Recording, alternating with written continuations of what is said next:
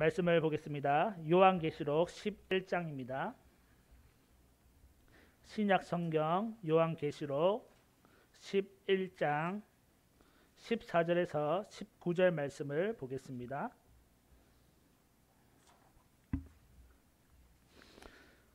요한계시록 11장 14절에서 19절 410쪽입니다. 우리 한 절씩 번갈아가면서 읽도록 하겠습니다. 둘째 화는 지나갔으나 보라 셋째 화가 속히 이르는도다.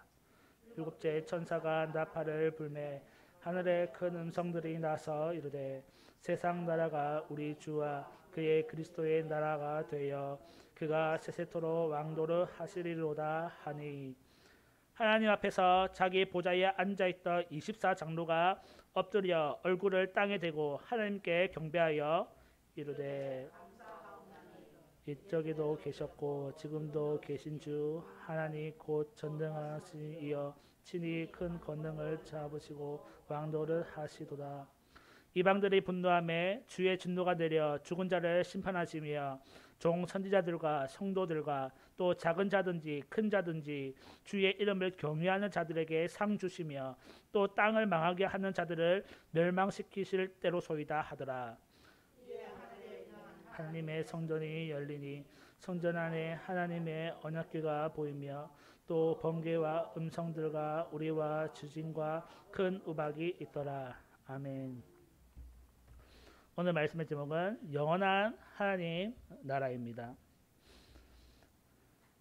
일곱 나팔 재앙 중에 마지막 일곱째 재앙이 남아있죠. 첫 번째에서부터 네 번째 이 나팔 재앙은 특정한 형식으로 이루어진 것을 살펴보았습니다. 첫 번째 천사가 나팔을 부니까 피 섞인 우박과 불이 나와서 땅에 쏟아졌고 그 결과로 땅의 3분의 1이 타버리고 또 수목의 3분의 1이 타버리고 각종 풀들도 타버렸다라고 기록하고 있습니다. 둘째 천사가 나팔을 불 때에 큰 상과 같은 것이 바다에 던져지니 바다의 3분의 1이 피가 되고 바다 생명을 가진 생물들이 3분의 1이 죽었고 또 배들의 3분의 1이 부셔졌습니다. 세 번째 천사가 나팔을 부니 햇불같이 타는 큰 별이 강과 여러 물샘들에 떨어지게 되었는데 그 결과로 물의 3분의 1이 쓴 쑥이 되어서 그 물을 마신 자들이 다 죽게 되었습니다. 넷째 천사가 나팔을 부니 해와 달과 별들의 3분의 1이 타격을 받아서 어두워지니 낮과 밤의 3분의 1의 비추임이 사라졌다라고 얘기하고 있습니다. 네 번째 재앙까지 이루어졌으나 아직 화 3개가 남아 있습니다. 그 첫 번째 화인 다섯 번째 천사가 나팔을 불 때에 무적행에서 황충들이 나왔고 그들은 하나님의 인침을 받지 아니한 사람들을 해하는 권세를 받았습니다. 5달 동안 사람을 해하였으나 죽이지는 않았습니다. 첫 번째 화가 지나가고 두 번째 화가 왔는데 그것은 여섯 번째 나팔 재앙이죠. 여섯 번째 천사가 나팔을 불 때에 유브라데에 결박된 네 천사가 노임을 얻게 되었는데 이 네 천사가 수많은 마병대를 거느리고 사람 3분의 1을 죽이면서 다녔습니다. 그러나 성경에 기록하기를 여전히 사람들은 우상을 섬기고 살인과 복술과 음행과 도둑질을 회개하지 않았더라라고 기록을 하고 있습니다. 오늘 읽은 14절에 보면 둘째 화, 그러니까 여섯 번째 나팔 재앙이 지나가고 보라 셋째 화가 속히 이르는도다라고 하고 있습니다.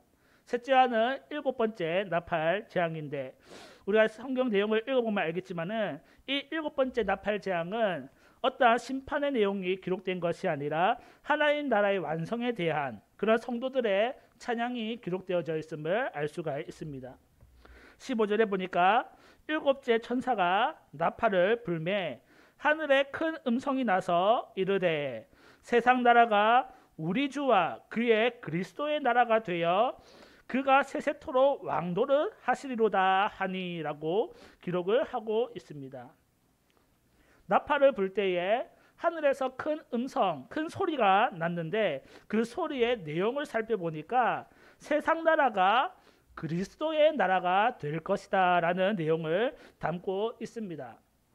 여기서 세상 나라가 의미하는 바는 바로 사탄, 마귀가 통치하는 나라가 되겠죠. 바로 우리가 살고 있는 이 세상이 바로 사탄이 통치하는 세상이다라고 볼 수가 있습니다.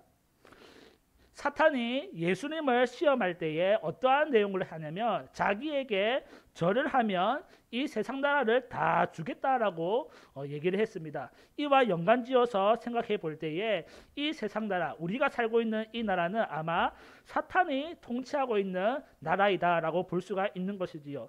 그러나 이 세상 나라가 마지막 때가 되면 어떻게 될 것이냐? 하나님과 그리스도의 나라가 될 것이다 라는 것을 보여주고 있습니다. 그리고 하나님께서 이 나라의 왕이 되셔서 영원토록 다스릴 것이다 라는 것을 기록을 하고 있습니다. 하늘에서 이 음성이 들렸을 때에 16절에 보니까 하늘 보좌에 있던 24 장로들이 엎드려서 땅에 얼굴을 대고 하나님께 경배를 합니다. 여기서 24 장로들은 제가 전에도 한번 설명한 적이 있지만은 구원받은 모든 성도를 지칭한다라고 말씀을 드렸습니다.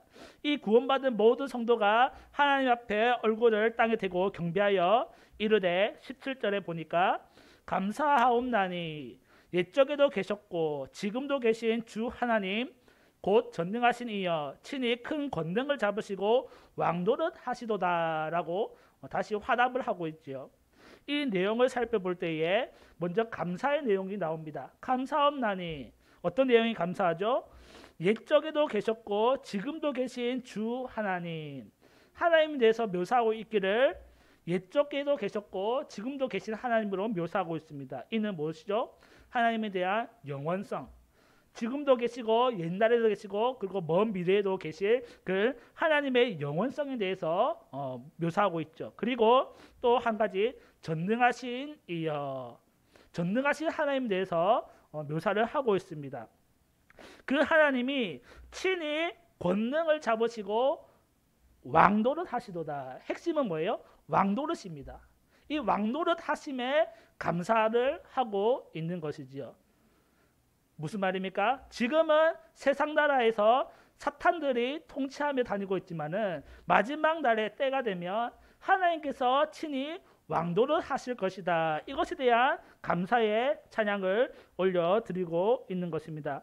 특별히 17절에 보면 권능을 잡으시고라는 단어가 나오는데 이 권능을 잡으시고의 의미를 보면 전쟁에서 승리했다라는 의미와 비슷하다라고 볼 수 있는 것이죠. 마지막 때에 마지막 전쟁에 누가 승리한다는 것입니까?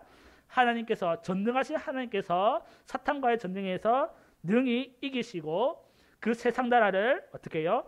굴복시켜서 하나님 나라로 만드신다는 것입니다. 하나님과 그리스도의 나라를 만드셔서 이 하나님이 이제 온 세상에 온 만물의 왕이 되셔서 그 나라를 통치할 것이다 라는 것을 감사하고 있는 것이지요. 18절에 보니까 이방들이 분노함에 주의 진노가 내려 죽은 자를 심판하시며 종 선지자들과 성도들과 또 작은 자든지 큰 자든지 주의 이름을 경외하는 자들에게 상 주시며 또 땅을 망하게 하는 자들을 멸망시키실 때로소이다 하더라. 24장들의 이 찬양의 메시지를 보면 18절에 보니까 이방들이 분노하였다. 이는 하나님을 믿지 아니하는, 하나님을 대적하는 세력들인데 이 하나님의 통치를 인정하지 않는 거예요. 하나님의 다스림을 인정하지 않는 거예요. 하나님을 철저히 외면하고 하나님의 통치를 거절하는 모습을 보여줍니다. 그때에 하나님은 어떻게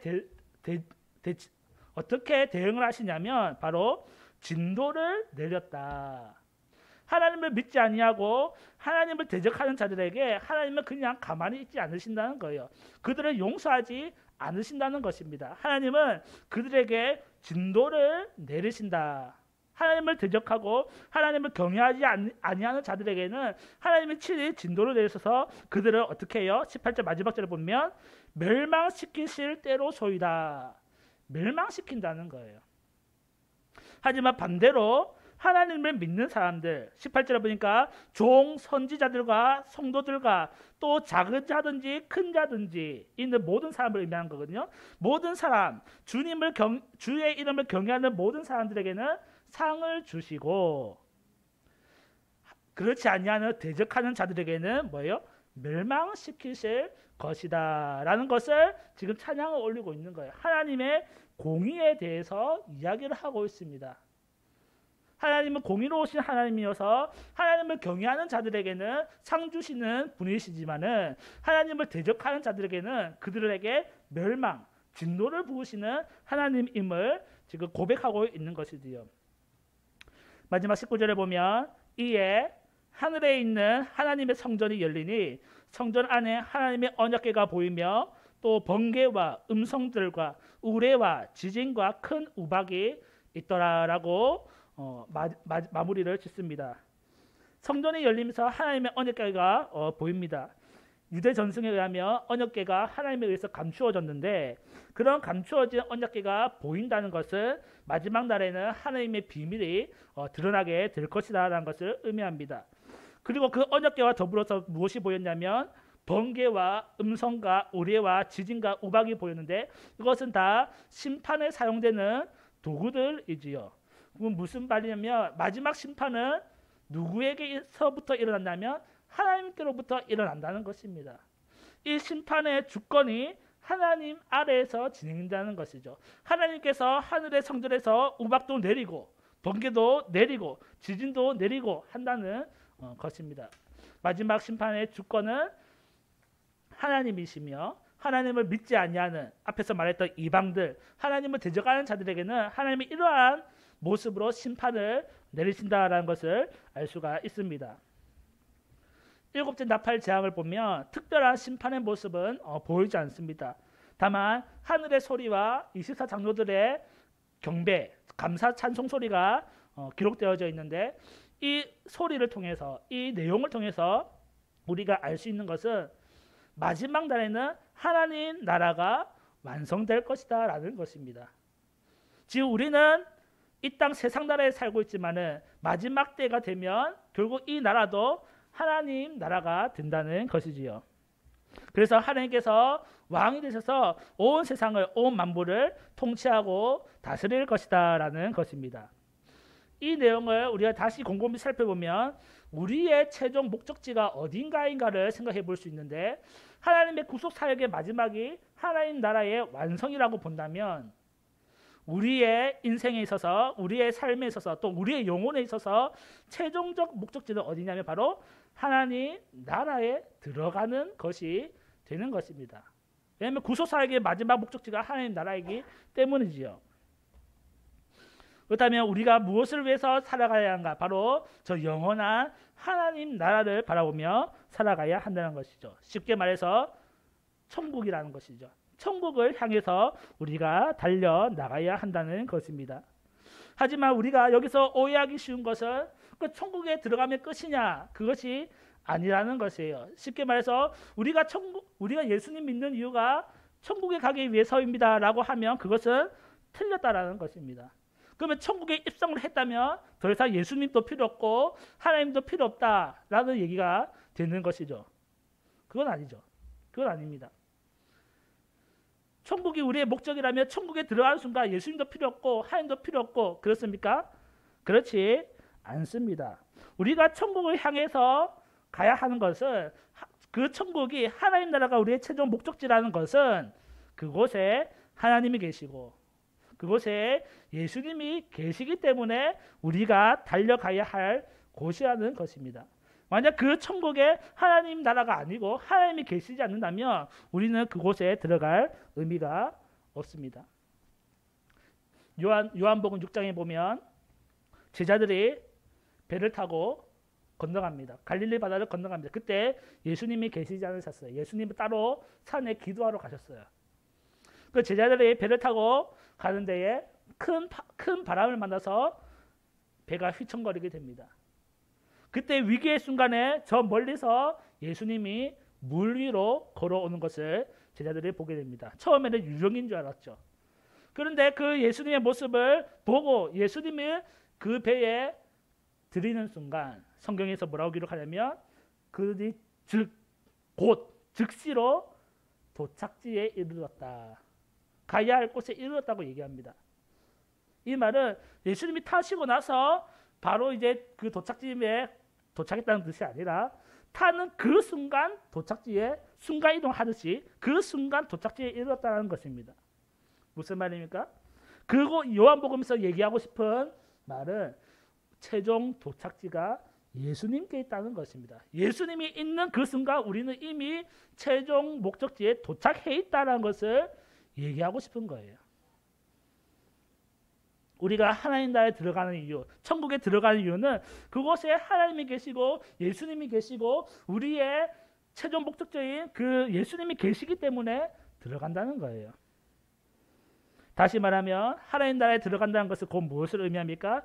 예수님을 향해서 하나님을 향해서 나아간다는 거예요. 우리의 최종 목적지는 하나님이고 예수님이라는 사실입니다.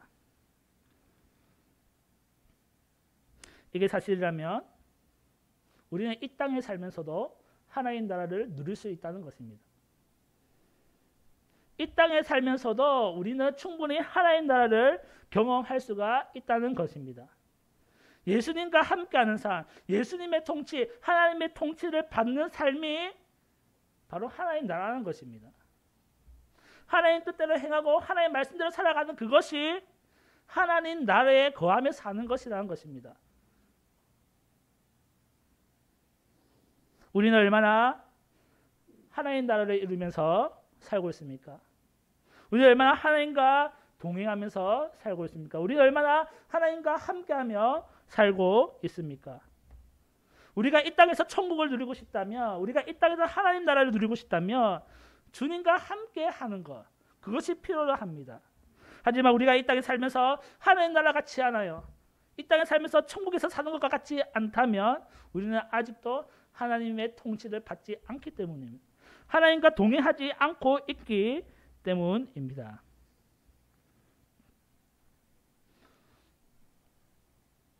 우리의 목적지가 하나님, 예수님이라면 우리는 주님과 늘 동행하는 삶을 살아야 하는 것입니다. 그러면 어떻게 하면 주님과 동행하면서 살 수 있습니까? 얼마 전에 목사님을 통해서 작은 고모가 저한테 영상 하나를 보내줬습니다.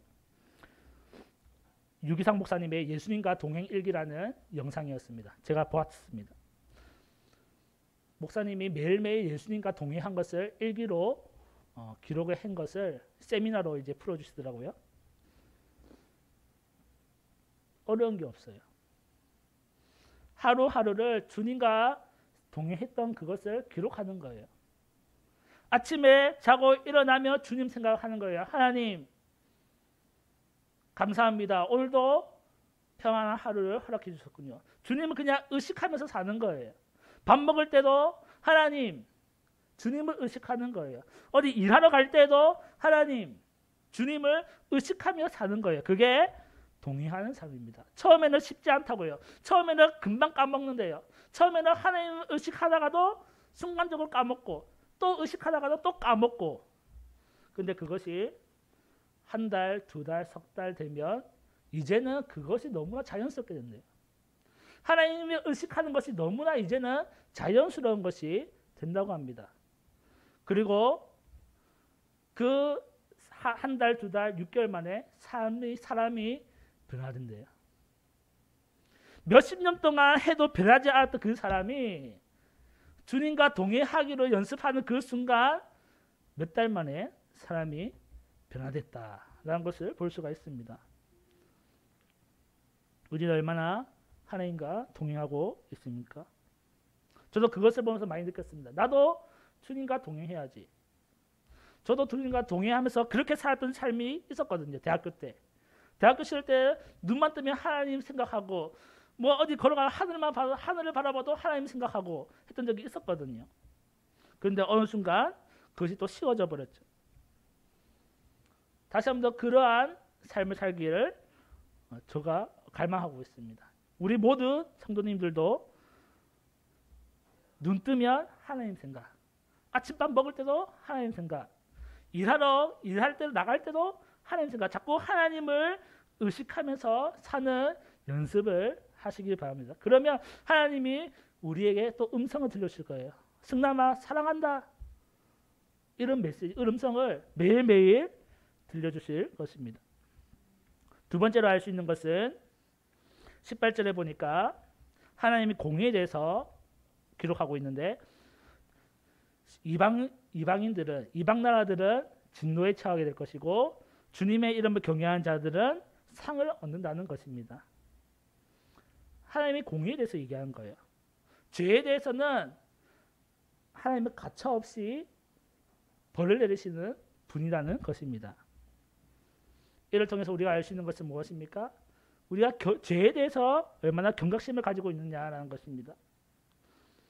우리 때로 죄를 행하며 괜찮아, 하나님은 사랑의 하나님이시기 때문에 나를 이해하실 거야, 나를 용서하실 거야 라고 생각을 하지만은 성경에 의하면 이스라엘이 죄를 지었을 때 하나님은 가차없이 전염병으로 치셨고 이방 나라들을 통해서 나라를 멸망시키신 분이 바로 하나님입니다. 우리가 이 죄에 대해서 무관심하게 여기면 안 된다는 것입니다. 그렇다면 우리는 죄를 지었다. 그러면 어떻게 해야 됩니까? 방법은 다 알고 있죠. 어떻게 해요? 회개를 해야 하는 것입니다. 하나님께 회개 기도해야 하는 거죠. 그때는 하나님께서 우리를 어떻게 해요? 사랑으로 감싸주시는 거예요. 하나님의 무한한 사랑으로 우리를 용서해 주시는 거예요. 때로는 우리도 이런 죄는 하나님께서 용서하시지 않을 거야 라고 생각할 때가 있습니다. 이 죄는 너무나 커서 하나님께서 나를 용서하지 않으실 거야, 하나님 나를 평생도록 미워하시고 싫어하실 거야 라고 생각이 들 때가 있어요. 저도 그런 생각이 들 때가 있었거든요. 근데 그렇지 않다는 겁니다. 우리가 눈물로 하나님께 나아가면 하나님은 그 어떠한 죄라도 품어주시고 용서해 주신다는 것입니다. 하나님을 믿지 않는 자들도 그들이 돌이키면 하나님께서 그들을 기뻐하고 만나주시는데, 하물며 하나님의 자녀인 우리가 하나님께 회개하고 돌아간다면 하나님께서 품어주시지 않겠습니까? 마지막 때에 하나님께서 심판을 내리시는 또 다른 하나의 이유는 믿지 않는 자들로 하여금 돌이키게 하기 위해서.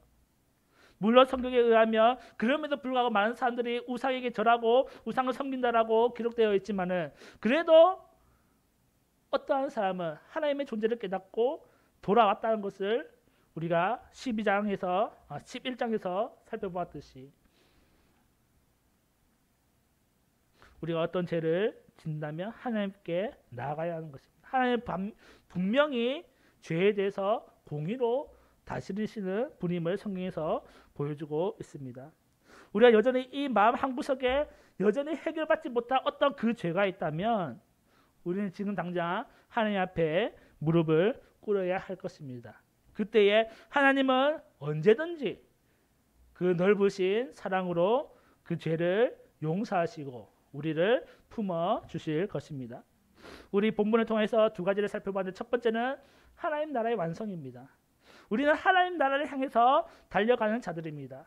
그 하나님 나라에 달려가는 이유는 그곳에 하나님이 계시기 때문입니다. 그곳에 예수님이 계시기 때문입니다. 즉 우리의 최종 목적지는 어디냐? 하나님과 예수님이 우리의 최종 목적지인데, 그렇다면 우리가 이 땅에서도 그 하나님 나라를 충분히 누릴 수 있다는 것입니다. 어떻게 해요? 주님의 통치를 받으면서 하나님의 말씀대로 살면서 하나님과 동행하면서 살아가면서 하나님 나라를 누릴 수 있는 거예요. 그 방법 중에 한 가지는 제가 소개해드렸죠. 유기성 목사님의 예수님과 동행 일기. 아침에 일어나서 주님 생각하고 밥 먹으면서 주님 생각하고 주님은 늘 의식하는 거. 예배 이 시간에도 예배를 하면서 찬송을 하면서 하나님을 의식하는 거. 그렇게 살다 보면 우리의 삶이 변화되어져 있을 것입니다. 두 번째로 죄에 대해서 경각심을 느껴야 한다는 것입니다. 죄에 대해서 하나님은 공의로 우리를 심판하실 것입니다. 하지만 우리가 그 죄에 대해서 회개한다면, 하나님께 무릎 꿇고 나아간다면 하나님은 그 사랑으로서 우리를 품어주시고 용서해 주실 것입니다. 우리 모든 김해 교회 성도들은 하나님과 동행하는 삶을 살며 또한 죄를 지었을 때는 언제든지 주님 앞에 무릎을 꿇을 수 있는 회개하는 우리 모두가 되어야 할 것입니다. 기도하겠습니다. 하나님 감사합니다. 마지막 날에 하나님께서 세상 나라들을 통치하시고 다스릴 것입니다. 마지막 날에는 하나님 나라를 완성시킬 겁니다. 주님, 우리는 그 나라에 들어가야 할 것입니다. 주님, 우리의 최종 목적지가 어디입니까? 바로 하나님이며 예수님입니다. 그곳으로 들어갈 수 있게 하여 주시옵소서. 주님, 또한 우리가 이 땅에서 그 나라를 누리게 하여 주시옵소서. 주님과 동행하는 삶, 하나님과 동행하는 삶을 살게 하여 주시옵소서. 정말 먹든지 자든지 무엇을 하든지 다 하나님의 영광을 위해서 행할 수 있는 우리가 되게 하여 주시옵소서. 또한 우리가 잘못한 것이 있습니까? 회개하게 하여 주시옵소서. 우리 마음 한구석에 정말 회개하지 못한 죄가 있다면 주님, 이 시간을 통해서 주님 앞에 엎드려 나가게 하여 주시옵시고 우리의 모든 죄를 용서함 받아서 다시금 주님의 사랑 안에 품 안에 들어갈 수 있도록 인도하여 주옵소서. 감사합니다. 예수님의 이름으로 기도합니다. 아멘.